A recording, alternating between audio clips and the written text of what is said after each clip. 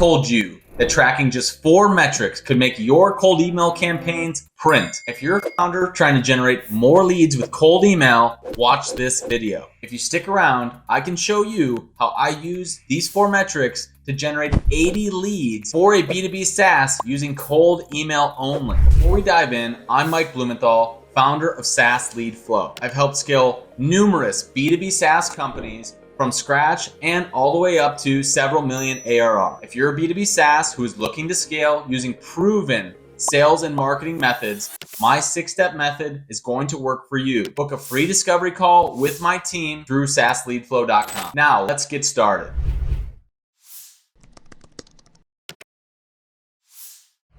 The first email metric you need to track is open rate. Your subject is the door. It invites the customer in or deters them from even looking at your offer. This is a crucial aspect of cold email. Obviously, the higher the open rate, the better. I target at least 50% for my cold email campaign. If you're able to get above 70%, that is crushing.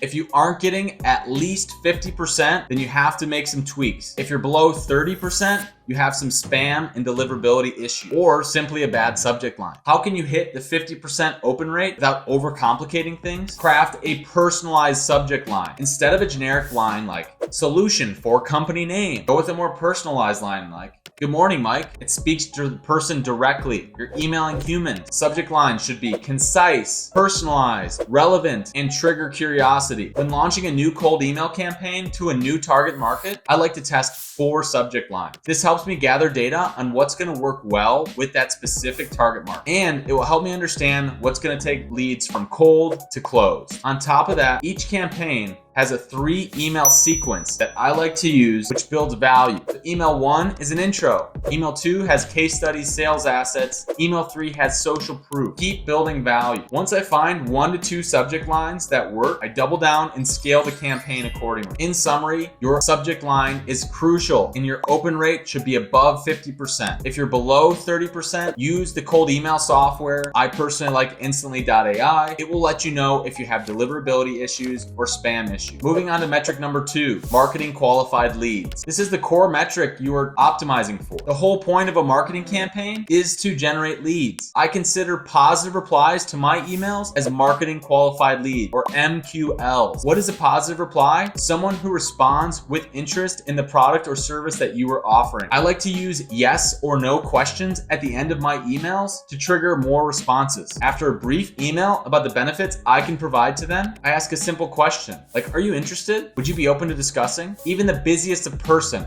can reply yes or no. If they reply yes, "I'm interested," you have a marketing qualified lead. Follow up immediately. What is a good MQL rate for replies? The industry average is 1 in 5, so 20%. If you can get it up to 40%, you're doing great. A 20 to 40% MQL to reply rate is a testament to how good of copy that you were putting into your email and how well you're conveying your offer. How do you write compelling cold email copy? This is a part of my cold email methodology. I like to test 4 angles in the beginning to see which one is going to work for the offer.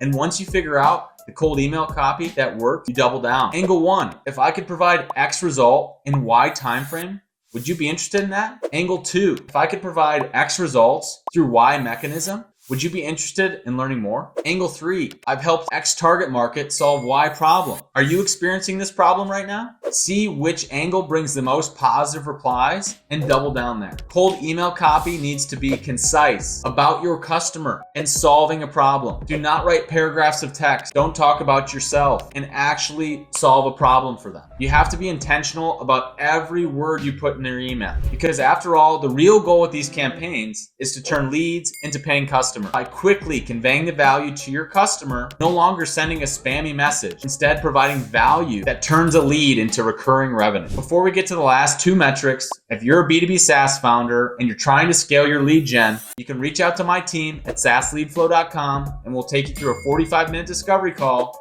that will help you learn how to build your SaaS more effectively. The third metric to track for your cold email campaigns is the recipient to lead ratio. Imagine this, a founder asks you, "How many leads are you going to generate for me this month?" Well, you can reverse engineer it by looking at the data. If you know how many people you need to email in order to generate a lead, you can predict your lead flow. This metric will show you the efficiency of your campaign. I have high expectations for my recipient to lead ratio. Cold email gurus will tell you to send thousands and tens of thousands of emails to get 1 or 2 leads. That's not how I work. I like targeted email copy at the right customer to create actual lead. So my ratio, I like it to be under 100. I choose a more targeted approach. Here you can see a table that shows 3 campaigns. The lower the ratio, the better. Campaign 1 was sent to 300 recipients. It generated 10 leads and the ratio is 30. This is amazing. Campaign 2 was sent to 500 recipients and generated 12 leads. The ratio is 41. Also very good. Campaign 3 was sent to 1,000 people and generated 15 leads. The ratio is 67. Still pretty solid. For my campaigns, I try to keep it below 100. If your recipient to lead ratio goes above 100, it means that you need to work on your subject line,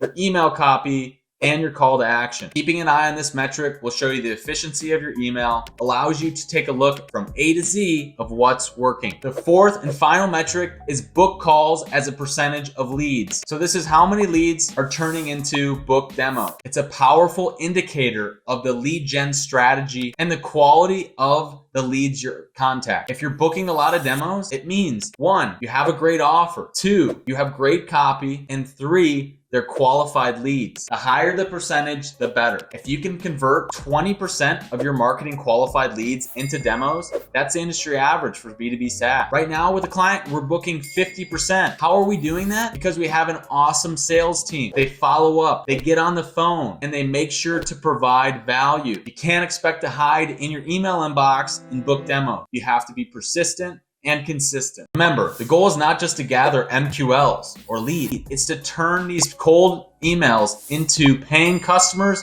and recurring revenue. And by tracking the percentage of leads that are booking demos, it indicates whether the leads are qualified and quality. It indicates whether leads are qualified and effectively moving through your sales funnel. Since cold email has nothing to do with the sales demo itself, I did not include the percentage of closed business on this metrics board. However, you should definitely track what percentage of your demos are turning into paying customers. In conclusion, the 4 cold email metrics you need to track to print are open rate, marketing qualified leads, recipient to lead ratio, and booked demos as a percentage of MQL. Now, if you're a B2B SaaS company looking to scale your lead flow, reach out at saasleadflow.com to get a free call. If you're looking to learn more about how you can generate 30 plus leads per month consistently by spending less than $200, click to the right and check out my next video.